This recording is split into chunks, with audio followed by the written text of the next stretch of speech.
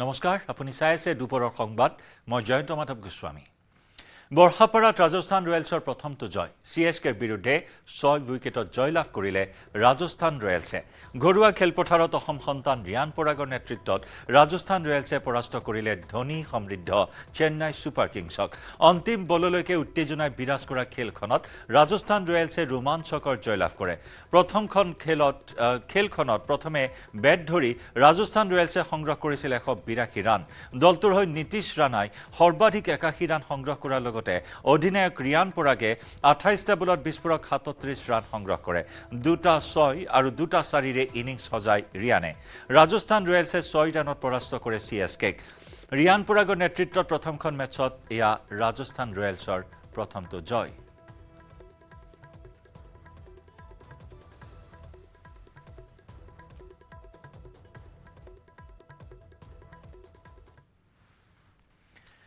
ডিগবৈত নিশা নৃশংস হত্যাকাণ্ড স্বামীৰ দাৰঘাপত মৃত্যু হয় পত্নীৰ হুৰামত্ত অৱস্থাত তুজ লাকৰাই নৃশংসভাৱে দাড়ি ঘুপিয়াই অতি নৃশংসভাৱে হত্যা কৰে পত্নী সঞ্জয়া লাকৰাক ডিগবৈৰ বগাপানী ৰাষ্ট্ৰীয় ঘাইপথৰ সমীপতে 2 নম্বৰ লাইনত সংঘটিত হৈছে এই হত্যাকাণ্ড ঘৰুৱা কন্দলৰ বাবে হত্যাকাণ্ড সংঘটিত হোৱাৰ সন্দেহ ইতিমধ্যে ডিগবৈ আৰক্ষীয়ে হত্যাকাৰী স্বামীৰ তুজ লাকৰাক গ্ৰেপ্তাৰ কৰি তদন্ত অব্যাহত ৰাখিছে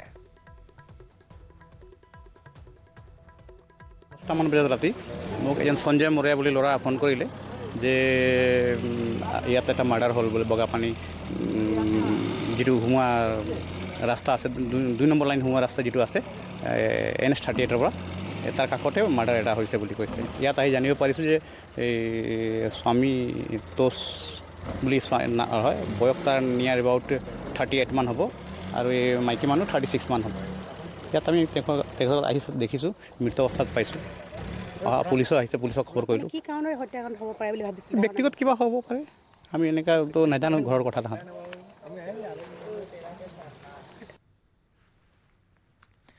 বিজেপি অগপয় একেলগে খেলিব নিৰ্বাচন মিত্ৰ দলৰ সৈতে বিজেপিয়ে খেলিব পঞ্চায়ত নিৰ্বাচন মুখ্যমন্ত্ৰীৰ উপস্থিতিত অনুষ্ঠিত বৈঠকত লোৱা হয় সিদ্ধান্ত পঞ্চায়ত নিৰ্বাচনত জিলা ভিত্তিত হ'ব মিত্ৰতা জিলা পৰিষদৰ নিৰ্বাচনো হ'ব মিত্ৰতাৰে বিজেপিৰ ৰাজ্যিক কাৰ্যালয়ত মুখ্যমন্ত্ৰীৰ উপস্থিতিত অনুষ্ঠিত বৈঠকত লোৱা হয় কেইবাটাও গুৰুত্বপূৰ্ণ সিদ্ধান্ত বৈঠকৰ নেতৃত্ব লয় বিজেপি সভাপতি দিলীপ শইকীয়াই বৈঠকত উপস্থিত থাকে অগপ মন্ত্ৰী অতুল বৰা কেশৱ মহন্ত ফণীভূষণ চৌধুৰীও উপস্থিত থাকে বৈঠকত পঞ্চায়ত নিৰ্বাচন সেই পঞ্চায়ত নিৰ্বাচনত মিত্ৰতাৰে অৱতীৰ্ণ হোৱাৰ কথা তেখেতে দোহাৰি আহিছে শইকীয়া ডাঙৰীয়াই দোহাৰিছে সেইমতে আজি আমি বিস্তৃতভাৱে আজি আলোচনা কৰিলোঁ আৰু আলোচনাৰ অন্তত ভাৰতীয় জনতা পাৰ্টিৰ জিলা সমিতি আৰু অসমৰ জিলা সমিতিলৈ এখন পত্ৰ যাব আৰু ইয়াৰ উপৰিও এটা সিদ্ধান্ত হৈছে যে আগন্তুক পঞ্চায়ত নিৰ্বাচনৰ বাবে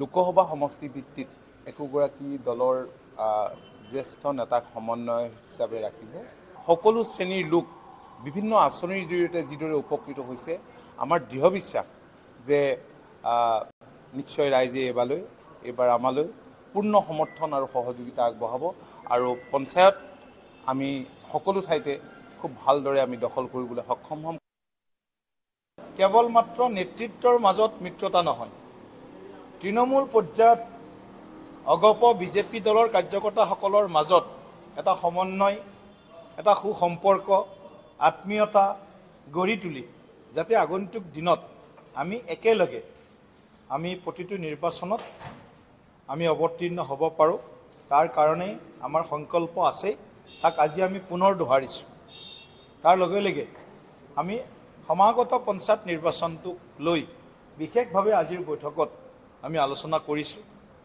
আৰু এই বৈঠকত দুয়োটা দলৰ নেতৃবৰ্গ এটা সিদ্ধান্তত উপনীত হৈছে মাননীয় মুখ্যমন্ত্ৰী ডাঙৰীয়াৰ যি আহ্বান আছিল তেখেতৰ যি মাৰ্গদৰ্শন আছিল এই আহ্বান আৰু মাৰ্গদৰ্শনত দুয়োটা দলে আমি পঞ্চায়ত নিৰ্বাচনটো এইবাৰ একেলগে খেলাৰ সিদ্ধান্ত গ্ৰহণ কৰিছোঁ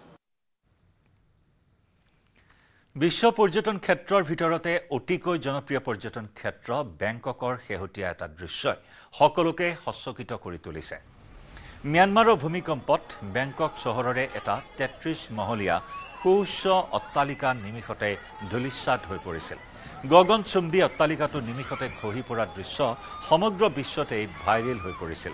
এই দৃশ্যই সকলোকে যেন বুজাই গৈছিল প্ৰকৃতিৰ অমোঘ শক্তিৰ কথা।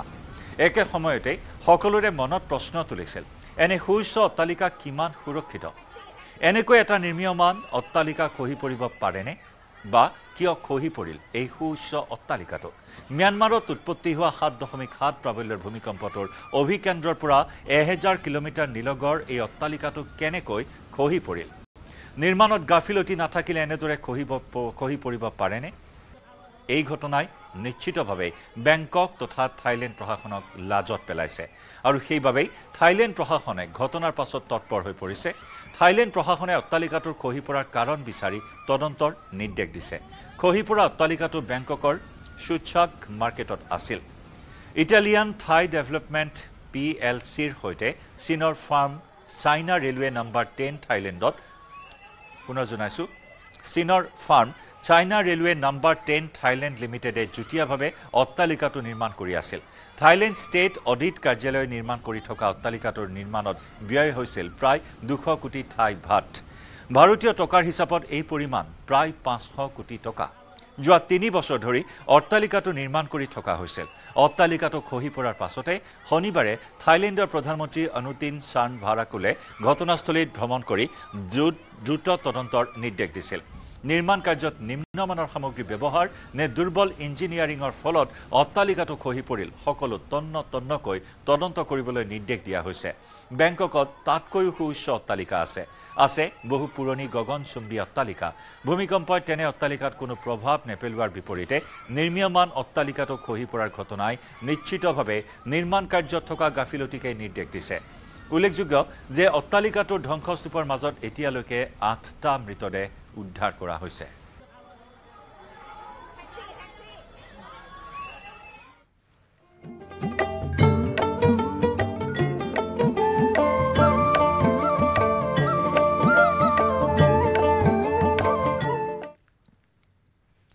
আজি ইছলাম ধৰ্মাৱলম্বী লোকসকলৰ পবিত্ৰ ঈদ উল ফিতৰ। মাহজোৰা ত্যাগ, সংযম আৰু ৰোজাৰ অন্তত আজি ঈদ। শনিবাৰে ছৌদি আৰবৰ আকাশত কাঁচিজোন দেখা পোৱাৰ পাছতে সোমবাৰে দেশজুৰি ইছলাম ধৰ্মাৱলম্বী লোকসকলৰ ঈদ উদযাপন।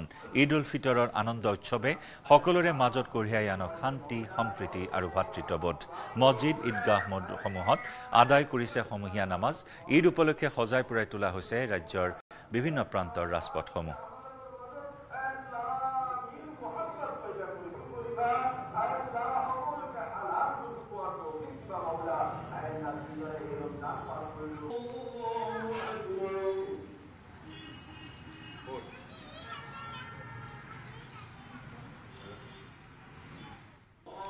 সমূহ ইছলাম ধৰ্মাৱলম্বী লোকসকললৈ ঈদৰ শুভেচ্ছা জ্ঞাপন কৰিছে মুখ্যমন্ত্ৰী ডক্টৰ হিমন্ত বিশ্ব শৰ্মাই। এক্স হেণ্ডেলত এয়া ৰাজ্যৰ মুছলমান বা ইছলাম ধৰ্মাৱলম্বী লোকসকললৈ পবিত্ৰ ঈদ উল ফিতৰৰ শুভেচ্ছা জ্ঞাপন কৰিছে মুখ্যমন্ত্ৰীগৰাকীয়ে। জয়পুৰত ইছলাম ধৰ্মাৱলম্বী লোকসকলে ঈদৰ নামাজ পঢ়ি থকাৰ সময়তে হিন্দু লোকসকলে পুষ্প বৰ্ষণ কৰে। এয়া এক বিশেষ মুহূৰ্ত।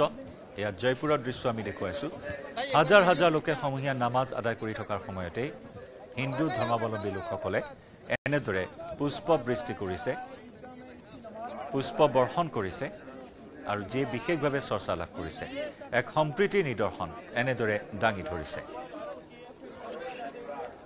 যি ঈদৰ নামাজত ইছলাম ধৰ্মাৱলম্বী লোকসকলে দোৱা কৰিছে, ভাতৃত্ববোধৰ এনাজৰী সুদৃঢ় কৰাৰ দোৱা কৰিছে আৰু তেনে সময়তে এয়া জয়পুৰত হিন্দু ধৰ্মাৱলম্বী লোকসকলে পুষ্প বৰ্ষণ কৰিছে নামাজ পঢ়ি থকা ইছলাম ধৰ্মাৱলম্বী লোকসকলৰ ওপৰত।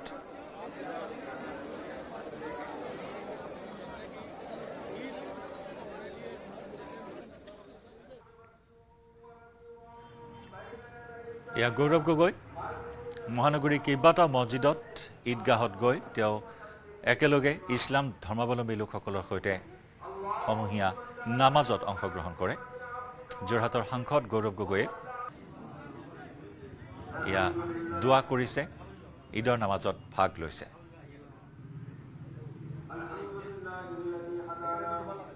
ঈদৰ শুভেচ্ছা জ্ঞাপন কৰিছে, ঈদৰ নামাজ পঢ়িছে। লগে লগে বিভিন্ন অঞ্চলত ৰাইজে নৱৰাত্ৰি তেওঁলোকে পৰম্পৰা ধৰি ৰাখিছে। অলপ দিন আগতে আমাৰ গুৰি পাৱা আমাৰ অন্য মহাৰাষ্ট্ৰ ৰাজ্যত তেওঁলোকে পৰম্পৰা পালন কৰিছে। এয়া হ'ল আমাৰ ভাৰতৰ সম্পদ, ভাৰতৰ শক্তি, যে একে সময়ত বিভিন্ন ধৰ্মৰ মানুহবোৰে নিজৰ পৰম্পৰা, নিজৰ নীতি নিয়ম ধৰি ৰাখিছে আৰু আমালোকৰ মাজত এটা সমন্বয় পৰিৱেশ। এই সমন্বয় পৰিৱেশটোৱে হ'ল আমাৰ ভাৰতৰ বাস্তৱ শক্তি। যেতিয়ালৈকে ভাৰতৰ ৰাইজ একত্ৰিত হৈ থাকিব তেতিয়ালৈকে আমাৰ শক্তি আমি ধৰি ৰাখিব পাৰিম। আগবঢ়াইছোঁ আমাৰ সতীৰ্থ সাংবাদিক উৎপল হালৈৰ প্ৰতিবেদন। পবিত্ৰ ৰমজান মাহৰ ৰোজাৰ শেষত ইছলাম ধৰ্মী লোকসকলে অনুষ্ঠিত কৰিছে পবিত্ৰ ঈদ উল ফিতৰ। আৰু ঈদ উল ফিতৰৰ সমগ্ৰ অসমবাসীৰ লগতে ভাৰতবৰ্ষক জনাইছোঁ শুভেচ্ছা। আৰু এই মুহূৰ্তত আমি উপস্থিত আছোঁ মহানগৰীৰ ধীৰেণপাৰাত। পশ্চিম আকাশত জোন দেখা দিয়াৰ লগে লগে তেখেতসকলে ঈদ উল ফিতৰৰ যি ধৰণৰ নামাজ বা দোৱা, এই মুহূৰ্তত এয়া হৈছে ধীৰেণপাৰাৰ দৃশ্য। ধীৰেণপাৰা খেলপথাৰত যি ঈদগাহ ফিল্ড আছে, ঈদগাহ ফিল্ডত জনাবে তেখেতসকলক সমূহীয়া নামাজসমূহ আদায় কৰাই থকা দেখিবলৈ পোৱা গৈছে। আৰু ইয়াতে প্ৰায় 1000 লোকে অংশগ্ৰহণ কৰিছে।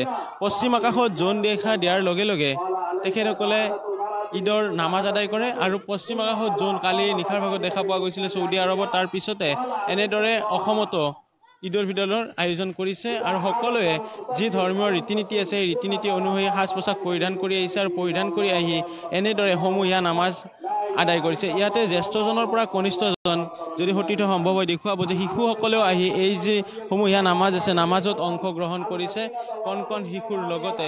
আৰু ইয়াতে যিগৰাকী ইমাম আহিছে তেওঁ বাহিৰৰ পৰা আহিছে আৰু তেখেতে নামাজ পঢ়াইছে। ইয়াৰে যিসকল লোক আছে তেখেতসকলৰ পৰা জানিবলৈ চেষ্টা কৰিম যে কি ধৰণে আয়োজন কৰিছে। আপোনালোকে কিমান মানুহ হৈছে, কেনেকৈ আয়োজন? আমাৰ এতিয়া আপোনাৰ 3000ৰ ওপৰত মানুহ হ'ব। আৰু ঈদৰ উপলক্ষে সকলো ইছলাম লোকক ঈদৰ শুভেচ্ছা থাকিল। আমাৰতো ধৰক ঈদৰ এইটো আমি এটা চবে একেলগতে নামাজ পঢ়োঁ। এইটো এটা ভালো লাগে, গোটেই ঈদৰ এটা নামাজ এটা হয়। মোটামুটি 4-5 হাজাৰ মানুহ আমাৰ ইয়াতে হয়। আমি একেলগতে নামাজ যিটো আদায় কৰা যায় আৰু এমাহ ৰোজা ৰখাৰ পিছত এটা ঈদটো এটা আহিলে নিশ্চয় এইটো ভালেই লাগে আৰু গোটেই। আৰু সকলো অসমবাসীকো আমি মানে ঈদৰ শুভেচ্ছা জনাইছোঁ, যাতে সবে ভালে ভালে হওক। আৰু সেইখিনিয়ে আৰু আনিছে ইমামগৰাকী। ইমামৰ এইটো আমাৰ ছেক্ৰেটাৰীজনে ক'ব পাৰিব, তেওঁ নগাঁৱৰে হয় যেন পাইছোঁ। নগাঁৱৰে হয়, নগাঁৱৰ পৰা আহিছে তেওঁ পঢ়াবৰ কাৰণে আমাক ঈদৰ। ৰোজা আছিলে হয়, গোটেই এটা ৰাখিছোঁ আমি ৰোজা। এনেদৰে এমাহ ৰোজাৰ অন্তত তেখেতসকলে দোৱা কৰি আছে। আৰু ইমামগৰাকী নগাঁৱৰ পৰা অনা হৈছে, ইমামে তেখেতসকলৰ দোৱা পাঠ কৰাই আছে। আৰু এয়া হৈছে গুৱাহাটী মহানগৰীৰ ধীৰেণপাৰাৰ ঈদগাহ খেলপথাৰৰ দৃশ্য। এই মুহূৰ্তত সতীৰ্থ দেখুৱাইছে যে আমি উল্লেখ কৰিছোঁ এমাহ ৰোজা ৰাখিছিলে আৰু ৰোজাৰ অন্তত পবিত্ৰ ৰমজান মাহ বুলি কোৱা হয়। এই সময়ছোৱাত তেখেতসকলে ভাল কাম কাজত জড়িত হৈ থাকে, দিনটো উপবাসে থাকে আৰু সকলোৰ মংগলাৰ্থে এতিয়া এনেদৰে তেখেতসকলে দোৱা কৰিবলৈ দেখিবলৈ পোৱা গৈছে। আৰু মহানগৰীৰ যি ফটাশিলৰ থানাৰ অধীনত থকা ধীৰেণপাৰা ঈদগাহ শিলপথাৰৰ 1 নম্বৰ মছজিদত এনেদৰে প্ৰায় 1000 লোকে এনেদৰে নামাজ আদায় কৰা দেখিবলৈ পোৱা গৈছে।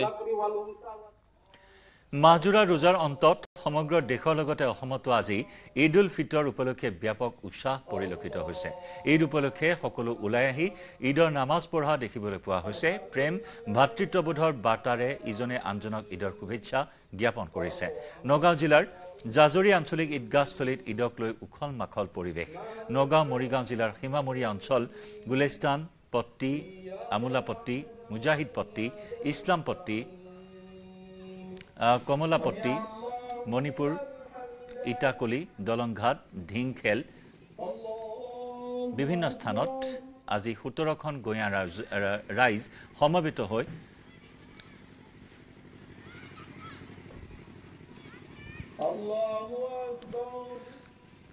কেইবাখনো গাঁৱৰ ৰাইজ সমবেত হৈ 2 ৰাকাত ঈদৰ উজাইব নামাজ পঢ়ি বিশ্ব শান্তিৰ বাবে প্ৰাৰ্থনা কৰে।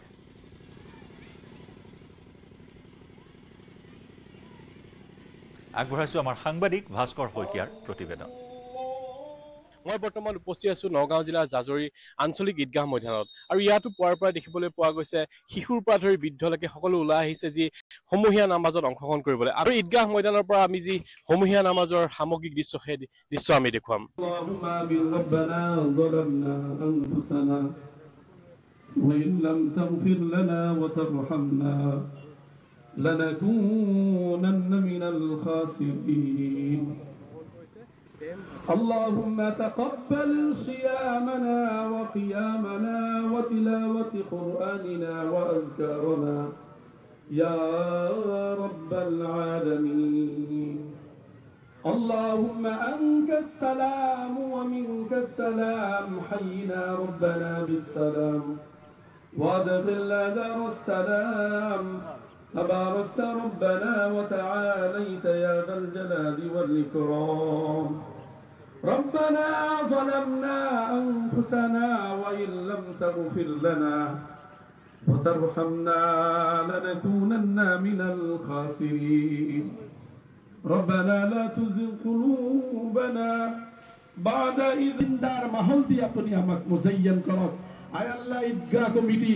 মসজিদ কমিটি মাদ্রাসা কমিটি আল্লাহ দিনী ইদারা মাদ্রাসা আল্লাহ तमाम দিনী ইদারা আপনার দরবারত কবুল করক আমার রমজান মাহত টুটাপটা মেহনত আপনি কবুল করক আল্লাহ যুবক বৃদ্ধ বয়সস্থ মুরব্বী আল্লাহ উলামা ইকৰামৰ কুরবানি तमाम কবুল করক মওলাই করিম খুশির দিনত আয় আল্লাহ আমি উপস্থিত হইছো মওলা আমি সিংহকলক দেখিলে সরস হইছে মওলা নিজর জিগর সন্তান কবরস্থানত হইছে মওলা আয় আল্লাহ নিজর মা বাবা কবরস্থানত হইছে মওলা আমি তেখেতসকলৰ কাৰণে একো কৰিব নোৱাৰিম মওলা আপুনি কোৰআনত দোয়া দিছে ৰব্বিৰ হুকুমা কামা ৰব্বায়ানি সগীৰা আমাৰ যিখিনি কষ্ট কৰিছিল আমাৰ মা বাবা আল্লাহ আপনি মাতকৈ বহু মৰম কৰে মওলা আমাৰ মা আব্বাৰ ৰুতবা মাকাম আপনি বুলন্দ কৰে দিয়ক আল্লাহ আমাৰ প্ৰতিগান সকলক মাগফিৰাত দান কৰক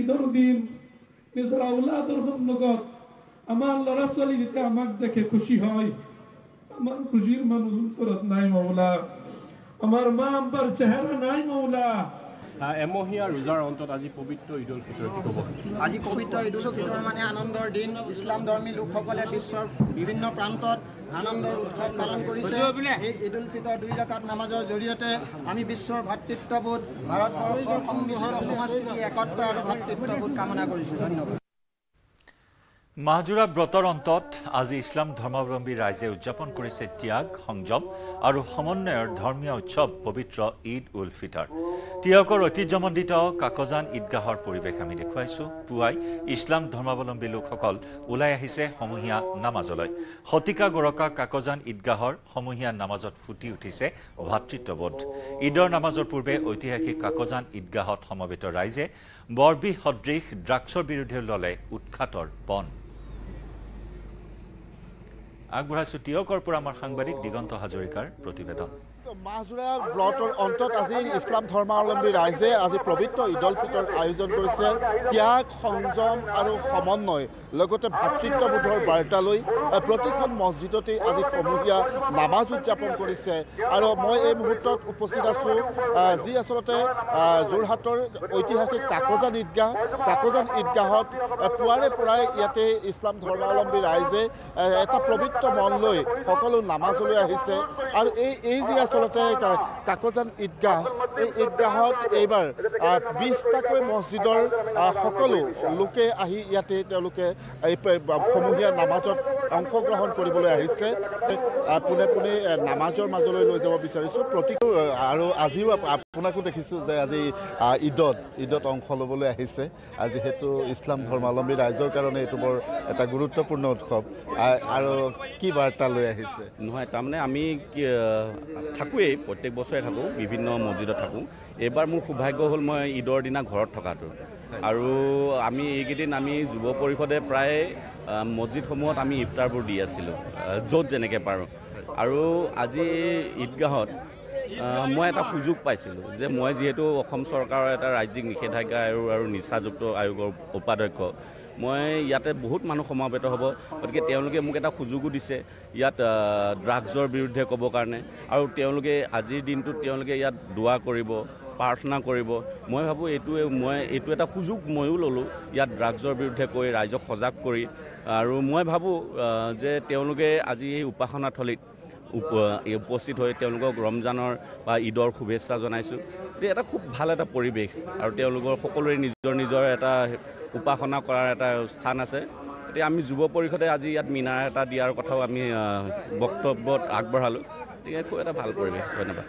নিশ্চয় ধন্যবাদ জনাইছোঁ। এয়া আছিলে জিতু বৰগোহাঁই আৰু জিতু বৰগোহাঁই আজি যিহেতু ইয়াত উপস্থিত হৈছে আৰু খুব ভাল লগা এটা কথা যিহেতু ইয়াতে হাজাৰ হাজাৰ লোকৰ সমাগম ঘটিছে আৰু এই সময়ত তেওঁ চৰকাৰী এটা বিভাগৰ আচলতে বিষয়ববীয়া হিচাপে তেওঁ এই ড্ৰাগছমুক্ত সমাজ এখন গঢ়াৰ স্বাৰ্থত আজিৰ এই পবিত্ৰ দিনটোত তেওঁ এই ৰাইজক ইয়াত সজাগ কৰিবলৈ তেওঁ উপস্থিত হৈছে। শান্তি সম্প্ৰীতি আৰু ভাতৃত্ববোধৰ কামনাৰে নলবাৰীতো ঈদ উদযাপন ইছলাম ধৰ্মাৱলম্বী লোকসকলৰ এমাহজোৰা ৰোজাৰ অন্তত আজি পালন কৰা হয় ঈদ উল ফিতৰ। নলবাৰী ঈদগাহ মৈদানসমূহত দেখিবলৈ পোৱা হ'ল ঈদৰ নামাজ আদায় কৰাৰ দৃশ্য।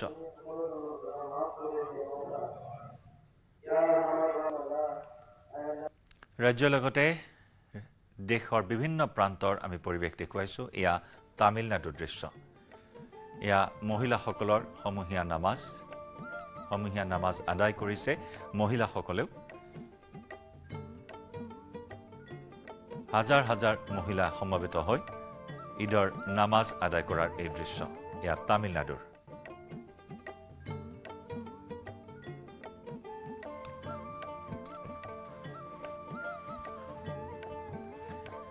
সমগ্ৰ দেশৰ লগতে শিৱসাগৰতো ইছলাম ধৰ্মাৱলম্বী লোকসকলে উদযাপন কৰিছে ঈদ উল ফিতৰ।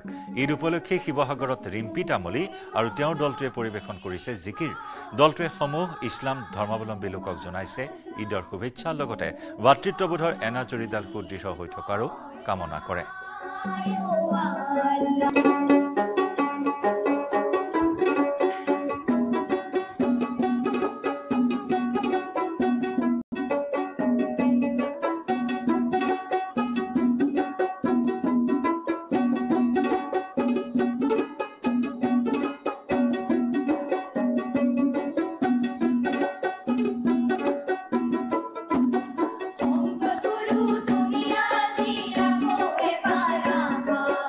Ajanti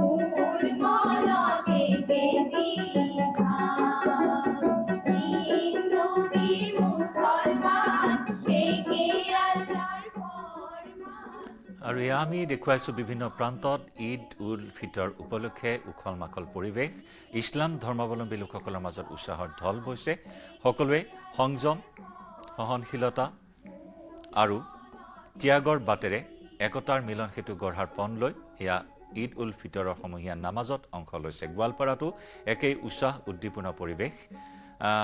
উদ্দীপনাপূৰ্ণ পৰিৱেশ আৰু এই পৰিৱেশ আমাক দেখুৱাব আমাৰ সাংবাদিক ৰিংকু দাসে এই মুহূৰ্তত মই উপস্থিত আছোঁ গোৱালপাৰা চহৰত ঈদগাহ ময়দানত আৰু ঈদগাহ ময়দানত সমূহীয়াভাৱে নামাজ আদায় কৰা দৃশ্য নিশ্চিত এখন নৰ্থ ইষ্টৰ দৰ্শক কোনে কোনে দেখুৱায়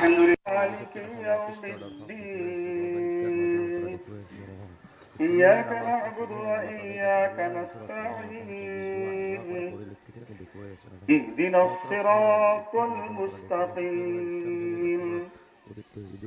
صراط الذين أنعمت عليهم غير المغضوب عليهم ولا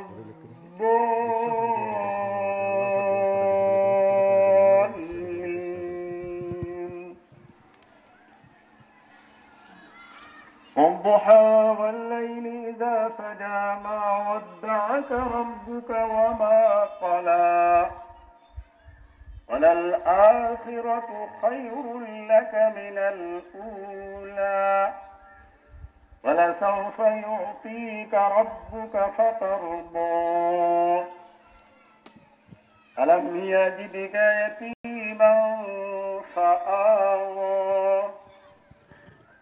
ووجدك ضالا فهدى ووجدك عائلا وأما بنعمة ربك فحدث الله أكبر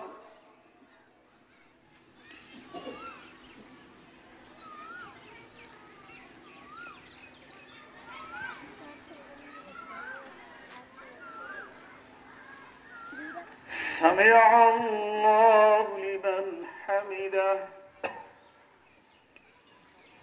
আর এই মুহূৰ্তত মই উপস্থিত আছোঁ গোৱালপাৰা চহৰৰ ঈদগাহ ময়দানত আৰু ঈদগাহ ময়দানত সমূহীয়াভাৱে নামাজ আদায় কৰা দৃশ্য আমি নিউজ 18 অসম নৰ্থ ইষ্টৰ দৰ্শক কোনে কোনে দেখুৱায়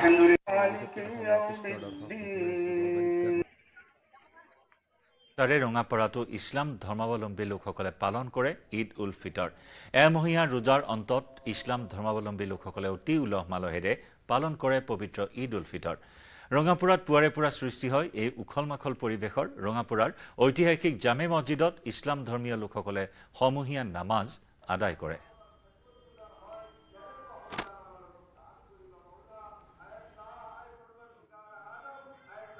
হয় সমগ্ৰ ৰাজ্যৰ লগতে ৰঙাপৰাটো অতি উলহ মালহেৰে ঈদ উল ফিতৰ উদযাপন কৰা দেখিবলৈ পোৱা গৈছে ৰমজান মাহৰ 30টাকৈ দিন তেখেতে উপবাসে থকাৰ পিছত আজি এনেদৰে সমূহীয়া নমাজ কৰা দেখিবলৈ পোৱা গৈছে মই দেখুৱাইছোঁ এইটো হৈছে ৰঙাপৰাৰ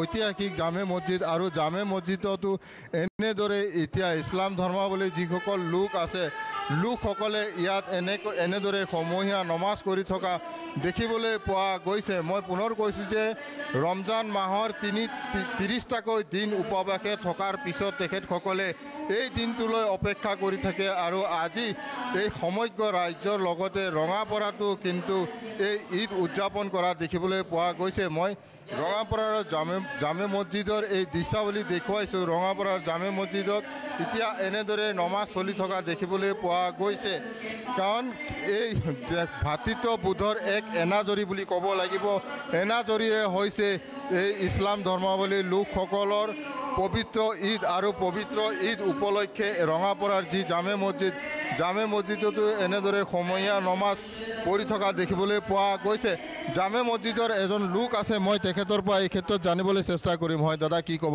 আজি আপোনালোকৰ পবিত্ৰ ঈদ আজি ৰঙাপৰাৰ ঐতিহাসিক জামে মছজিদতো কিন্তু অতি উলহ মালহেৰে দেখিছোঁ আপোনালোকে ঈদ উদযাপন কৰিছে নিশাও আপোনালোকে আতচবাজি কৰি উদযাপন কৰিছিলে কি ক'ব আচলতে আমি আমাৰ ইছলামত আটাইতকৈ পবিত্ৰ মাহ হৈছে ৰমজান মাহ এই ৰমজান মাহত আমি সম্পূৰ্ণ 30 দিন ৰোজা ৰাখি দিনটো লঘোণে থাকি আল্লাহৰ নামত আমি নিজকে সমৰ্পণ কৰা এটা পবিত্ৰ মাহ এই পবিত্ৰ মাহৰ অন্তত যিটো আমাৰ আটাইতকৈ খুচিৰ দিন আহে সেইটো হৈছে ঈদ উল ফিতৰ এই ঈদ মানে হৈছে খুচি গতিকে এই ঈদ উল ফিতৰৰ পবিত্ৰ মুহূৰ্তত আজি আমি ইয়াত ৰঙাপাৰাৰ যিমানবোৰ পুৰণা ধৰ্মীয় অনুষ্ঠান আছে এই আটাইবিলাক ধৰ্মীয় অনুষ্ঠানৰ ভিতৰত ৰঙাপাৰা জামে মছজিদো এক ঐতিহাসিক আৰু অতি পুৰণা জামে মছজিদ অতীজৰে পৰা আমি এই জামে মছজিদত ঈদৰ নমাজ পঢ়ি আহিছোঁ এইবাৰো আমি সুন্দৰ ৰূপত